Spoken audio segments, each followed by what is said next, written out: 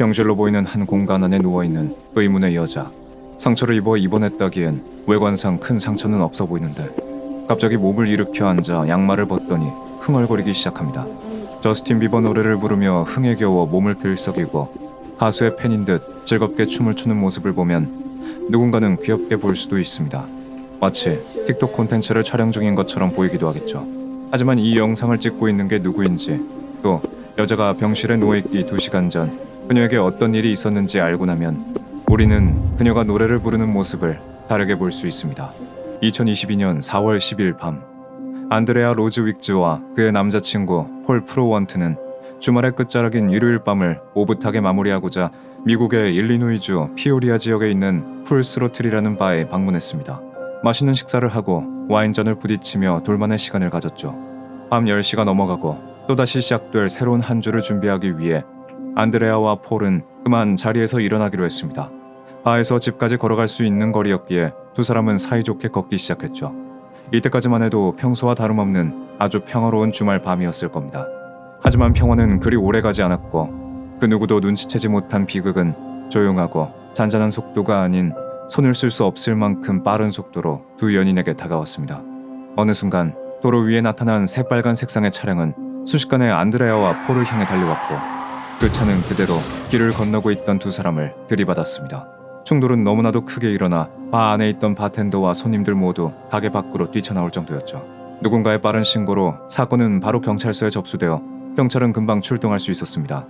경찰은 사건이 발생한 지 10분 만에 현장에 도착했는데요. 현장에 도착한 경찰들은 경악을 금치 못했습니다. 단순 사고라 생각하고 나온 현장엔 차마 두 눈을 뜨고 볼 수 없을 만큼 처참하고 비극적인 그림이 눈앞에 펼쳐졌기 때문이었죠. 경찰들 눈에 가장 먼저 들어온 것은 도로 중앙에 세워져 있는 다찌 회사의 새빨간 다트 모델 차량이었는데요. 전면의 유리엔 모두 금이가 있었고 보닛은 누군가 그 위로 떨어지기라도 한 것처럼 움푹 들어가 있었습니다. 하지만 경찰들이 놀란 것은 차량의 상태 때문이 아니었는데요. 다름 아닌 신원을 알 수 없는 이의 신체 부위가 심각하게 손상된 차량의 앞 범퍼에 튀어나와 있었습니다. 믿을 수 없는 상황에 경찰은 주위를 살폈는데요. 차에서 30피트 정도 떨어진 도로 위에서 안드레아를 발견할 수 있었으나 안드레아는 이미 숨이 멎어 있는 것으로 보였고 그녀의 왼쪽 무릎 아래로는 다리가 보이지 않았습니다. 그리고 차량에서 좀 더 떨어진 곳에서도 똑같이 쓰러져 있는 폴을 발견했는데요. 미약하지만 맥박이 뛰는 것을 보고 심폐소생술을 진행했습니다. 절박한 소생에도 폴은 정신을 차릴 기미가 안 보였고 입에서 계속해서 피를 토해냈죠. 결국 폴 또한 숨이 멎었고 소방관은 두 사람의 몸 위로 하얀 시트를 씌웠습니다. 경찰은 사건의 경위를 알기 위해 차량 근처에 서 있던 신고자이자 차량의 주인인 스테파니 멜고자에게 다가가 이것저것 묻기 시작했는데요. 스테파니는 사건 당시 23세, 일리노이주 피오리아 지역에 있는 브래들리 대학교에 재학 중인 4학년 학생으로 사건 당일 밤 같은 지역에 있는 다른 술집에서 술을 마시고 나오는 길이었습니다. 졸업을 4주 앞두고 얼마 남지 않은 대학생 신분을 마음껏 즐기는 중이었죠. 그녀의 밤은 이제 막 시작됐고 또 다음 술자리를 위해 이동하기로 했는데요. 술이 들어간 상태였음에도 운전대를 잡는 무모하고 돌이킬 수 없는 선택을 하게 됩니다. 술에 취한 사람의 운전은 역시나 엉망이고 위험했습니다. 그녀가 주저하지 않고 엑셀을 밟는 것을 멈출 수 있는 사람은 아무도 없었죠. 제한 속도가 시속 50km인 도로 위에서 스테파니는 최대 시속 70km까지의 속도를 내며 달렸고 결국 끔찍한 인명사고를 낸 것이죠. 경찰은 스테파니의 차량 조수석에서 뚜껑이 열려있는 보드카 병과 마리화나를 발견했습니다. 술을 마셨냐는 경찰의 물음에 그녀는 보드카 3잔을 마시고 왔다고 실토했고 음주 측정 결과 스테파니의 혈중 알코올 농도는 무려 0.264로 일리노이주의 법정 한도보다 3배치를 넘는 수준이었죠. 보통 혈중 알코올 농도가 0.023%면 약간 기분이 좋은 상태고 0.1% 이상은 신체 균형을 잡기 어렵고 정신적인 활동 능력과 판단이 떨어지게 되는데요. 0.2% 이상은 운동 조절 능력이 상실돼 타인의 도움이 필요한 상태로 봅니다. 그녀의 경우 운전은커녕 거동조차 마음대로 되지 않는 상태였죠. 스테파니는 사망을 초래한 중대한 음주운전 혐의 2건, 중대한 무모운전 혐의 2건, 자동차 내 대부지, 불법 주류 운반, 속도 감속 위반 혐의로 기소되었습니다. 어린 대학생의 어리석은 선택으로 평범한 일상을 즐기던 두 부부는 그 자리에서 안타깝게 눈을 감을 수밖에 없었는데요. 안드레아와 폴은 바다와 여행, 반려동물들과 함께 시간을 보내는 것을 좋아하는 평범한 사람이자 주변 사람들도 잘 챙기고 매우 친절했다는 사실이 알려지며 많은 이들의 안타까움을 자아냈고 한순간에 소중한 사람들과 이별하게 된 두 사람의 가족들은 당연히 가만히 있지 않았습니다. 안드레아와 폴의 가족들이 제 사무실에 찾아온 것은 스테파니에게 최고형이 내려질 수 있도록 확실한 증거를 찾아달라고 부탁하기 위해서였습니다. 기사로 먼저 사고 소식을 접했던 저는 해당 사고가 매우 안타깝다고 생각하고 있었기에 흔쾌히 응한 후 사건을 좀 더 깊숙이 파헤치기로 했죠. 형사에게 당일 사고 관련 사진과 문서들을 건네받아 검토하는데 차량의 파손 정도는 인명사고로 인한 것이라 보기 힘들 만큼 큰 충격으로 처참하게 손상된 모습이었습니다. 그날의 참상이 사진에 선명하게 남아있어 해당 사고가 얼마나 말도 안 되는 사고인지 곱씹을 수 있었죠. 부검 결과에 따르면 안드레아는 왼쪽 무릎 아래 완전 절단, 오른쪽 허벅지 안쪽에 열상, 오른쪽 팔뚝과 손목 완전 골절, 왼쪽 귀에 출혈 정황이 확인됐고 두 사람의 사이는 자동차에 치인 충격으로 인한 다중 손상으로 밝혀졌습니다. 다른 증거가 더 없을지 주변의 CCTV 영상을 체크하려고 할 때 경찰들이 제게 다가와 출동 당시 촬영된 보디캠 영상을 함께 봤으면 좋겠다고 제안했는데요. 사고 발생 직후 스테파니의 행동이 너무나 비상식적이라 현장에 나가 있던 경찰들 모두 분노했다는 이야기를 덧붙였죠. 영상을 둘러보던 저는 충격을 받을 수밖에 없었습니다.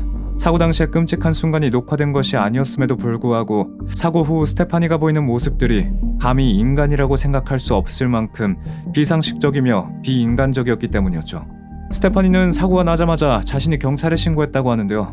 그런데 그녀는 사고 당시의 상황을 설명하지 않고 갑자기 대뜸 자신이 브래들리 대학교에 다닌다는 엉뚱한 소리를 합니다. 그리곤 믿을 수 없는 말을 덧붙이죠.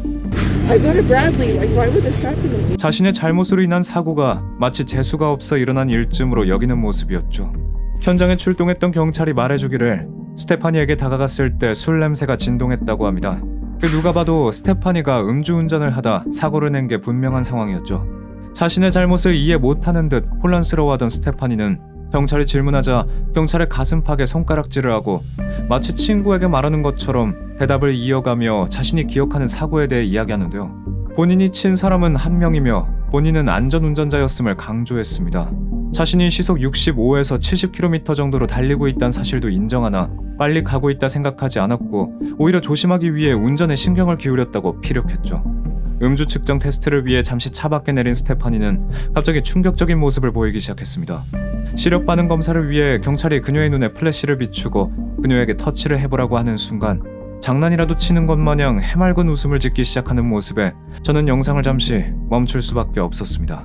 이후로도 스테파니는 상황의 심각성과 자신의 범죄 사실을 모르기라도 하는 듯 시종일관 웃음을 터뜨리며 진지하지 못한 태도로 경찰의 테스트에 임했는데요. 바로 근처에 자신이 차로 쳐 더 이상 숨을 쉬지 않는 사람이 둘이나 누워있는데도 그들을 뒤에 둔 채 웃고 있는 모습을 저는 보면서도 도무지 믿을 수 없었습니다. 현장에 나가있던 경찰들 또한 그녀에게서 찾아볼 수 없는 진지함과 진정성에 참담함을 느꼈다고 제게 털어놓기도 했습니다. 스테파니의 망언은 경찰차에 타 후송되는 중에도 멈추지 않았는데요. 갑자기 질문이 있다고 하더니 자신이 내일 오전 8시 수업을 들어야 하는데 학교에 갈 수 있냐며 교수님한테 이메일을 보내야 하나 묻기도 했습니다. 뻔뻔하고 기가 차는 그녀의 질문에서 무고한 피해자를 향한 죄책감은 찾아볼 수 없었습니다. 그녀는 정말 철저하게 자기 자신만을 생각하고 있었죠. 스테파니의 태도는 자신이 잘못한 게 없기 때문에 자기가 직접 즉시 경찰에 신고했고 자신은 무결하다고 생각하는 것으로 보였는데요. 당시 주변 목격담에 의하면 경찰이 도착하기 전 시민들이 나서서 심폐소생을 하고 있을 때에도 스테파니는 자신의 차 옆에 멀뚱히 서서 지켜만 보고 있었다고 합니다.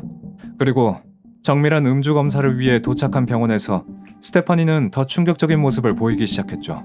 키트 결과가 나올 때까지 경찰과 함께 대기 중이었던 스테파니는 혼자 실실 웃으며 2개월 뒤 자신의 생일에 라스베이거스로 여행을 떠날 것이라 말하고 조용한 분위기가 싫다고 하더니 갑자기 혼자만의 콘서트를 여는 듯 노래를 부르기 시작했습니다. 그런 스테파니의 모습은 오랜 시간 수많은 현장을 봐온 저로서도 쉽게 납득이 되지 않는 행동이었고 저 또한 큰 분노를 느꼈는데요. 노래를 부르고 계속 내일 학교에 가야 한다며 얘기하는 등 스테파니의 몰상식한 언행이 멈출 기미가 안 보이자 그녀의 불량한 태도를 보다 못한 경찰이 충고하기도 했습니다. Did you understand what I told that you killed 2 people tonight? Yes, I'm just wondering when I can go to school. Okay, we're done. 스테파니는 자기의 잘못보다 학교에 못 간다는 사실을 더 크게 받아들이는 듯 했습니다. 잠시간은 또 자신의 상황을 되짚어 보이는 듯 싶더니 끝까지 정신 차리지 못한 것으로 보였죠. 그리곤 기다리는 시간이 따분한 듯 또다시 노래를 흥얼거리기 시작했습니다. 이후로 스테파니는 DUI 클럽, 이른바 음주운전 클럽에 가입하는 게 너무 기대되고 친구들에게 이 사실을 문자로 알릴 수 있게 휴대전화를 달라며 계속 요구했다는데요. 자기 친구들도 모두 음주운전을 했다며 반성은커녕 오히려 음주운전 클럽에 낄 수 있다며 들떠하는 모습을 보고 경찰들 모두 혀를 내둘렀을 정도였습니다. 영상은 고스란히 재판장에 넘겨졌고 저희는 반성의 모습이라곤 찾아볼 수 없는 그녀가 꼭 정당한 죗값을 치를 수 있도록 모두 재판 결과를 손꼽아 기다렸습니다. 경찰의 보디캠 영상은 사건 발생 1년 후 온라인에 공개됐는데요. 살인을 저지른 뒤 비상식적인 스테파니의 행동에 사람들은 모두 경악을 금치 못했고 해당 영상을 두고 수많은 의견이 오갔습니다. 스테파니가 정말 술에 만취해 정상적인 사고가 되지 않았다는 의견도 있었고 형량을 낮추기 위해 일부러 멍청한 척 굴고 있는 거란 날카로운 의견도 있었죠. 어떤 행동 분석 전문가는 스테파니의 순간순간을 지적하며 그녀가 바보인 척 구는 것이라고도 했습니다. 네티즌들 사이에서도 취한 것이다 아니다로 의견이 분분했죠. 하지만 법원은 그녀의 상태를 사고로 인한 쇼크 상태이자 취기의 상태로 판단했습니다. 사건 발생 1년 만인 2023년 재판이 진행됐는데요. 스테파니는 앞서 기소된 혐의들 중 사망을 초래한 중대한 음주운전 혐의 2건, 중대한 무모운전 혐의 2건만이 인정되었고 스테파니 본인도 4가지의 혐의에 대해 유죄임을 인정했습니다. 스테파니가 음주운전 사고 최고형인 28년형을 받길 바랐던 많은 사람들의 바람과 달리 법원은 그녀에게 징역 14년형을 선고했습니다. 법원은 감형 요인으로 그녀가 곧바로 911에 전화해 신고 후 경찰에 협조한 점, 자신의 죄를 인정하고 책임을 받아들인 점, 고의성이 없고 범죄 경력이 없으며 재발 가능성이 낮은 점, 피해자의 유족들에게 보상을 한 점을 들었는데요. 또한 그녀가 신문 도중 피해자의 유족들을 향해 진심으로 사과하고 그날 이후로 술을 마시지 않았습니다. 다시는 술을 마실 생각이 없습니다라며 자신의 경험을 공유하고 음주운전의 위험성을 경고하는 연설을 한 것도 감형 요인으로 꼽히기도 했습니다. 다만 다른 이들의 동일 범죄를 방지하고자 어느 정도의 형량은 필요한 점을 가중 요인으로 짚으며 종합적으로 검토 후에 내린 판결이라 밝혔습니다. 한편 스테파니가 재판을 기다리는 동안 한 남성을 만나 결혼하게 됐고 임신까지 한 사실이 전해졌는데요. 현재는 삭제됐지만 스테파니는 자신의 SNS 계정에 인생에서 가장 힘든 시간을 겪는 동안 내 곁에서 자리를 지켜주며 힘든 순간을 헤쳐나갈 수 있도록 도와줬다. 이런 사람이 있어 정말 행복하고 그를 남편이라 부를 수 있어 정말 기쁘다 라는 글을 남기기도 했습니다. 다른 사람의 가정은 파괴해놓고 자신은 새로운 가정을 꾸려 행복해하는 모습은 많은 이들의 공분을 사기도 했죠. 스테파니의 변호인은 스테파니가 임신 중이기 때문에 중형만은 피해달라 호소했지만 법원 또한 해당 사실을 좋게 보지 않았습니다. 스테파니의 임신은 그녀가 감옥을 갈 거란 현실을 앞두고도 그녀가 저지른 선택이기 때문에 그것은 현명하지 못한 실수였다 지적했는데요. 이는 스테파니가 해당 사건에 대해 얼마나 무관심한 상태인지 알 수 있는 지점이기도 했죠. 스테파니는 가택연금으로 보낸 약 4개월의 시간과 부금되어 있던 이의를 공제받았고 형기의 최소 85%를 복역해야 합니다.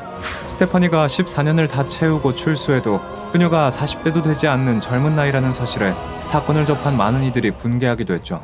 대학교 동기들은 모두 스테파니의 잘못을 비난하며 그녀가 학교를 졸업해 자신들과 같은 브래들리 대학교 출신으로 남는 것을 반대했고 피해자들을 향한 추모식을 열었는데요. 졸업식은 참석이 금지됐지만 학위는 그대로 수료했다고 합니다. 이 사건에서 가장 안타까운 것은 안드레아와 폴 또한 사건 당일 차를 몰고 외출했다는 점입니다. 당시 가게에서 일했던 바텐더의 진술에 의하면 두 사람은 가게 주차장에 SUV 차량을 주차한 후 들어와 술을 마신 건데요. 두 사람은 술을 마셨기 때문에 운전을 할 수 없다고 판단했고 멀지 않은 거리니 걸어가자며 가게를 나온 것입니다. 술을 마시고 운전대를 잡으면 안 된다는 기본 상식과 누군가 다칠 수도 있겠다는 걱정에 내린 올바른 결정이었는데 타인과 그리고 자신들을 위한 안드레아와 폴의 선택이 자신만 생각하고 운전대를 잡은 스테파니의 선택 때문에 죽음이란 결과로 돌아올 줄 그 누구도 몰랐기에 사건을 접한 많은 이들이 안타까워했습니다. 10여 년 후 자신의 죗값을 치른 스테파니는 자유의 몸이 되어 자신이 꾸리고 온 가정으로 돌아갈 것입니다. 하지만 그녀가 한순간의 잘못된 선택으로 파탄이 나버린 가정은 수십 년이 지나도 채워지지 않는 빈자리와 그날의 상처로 오랜 시간 고통받을 수 있겠죠. 순간의 잘못된 선택이 있어선 안 될 무고한 죽음이라는 결과를 가져왔음에도 법은 이토록 관대하게 작용하는데 이는 과연 누굴 위한 관용인 것인지 문득 깊은 생각에 들게 합니다.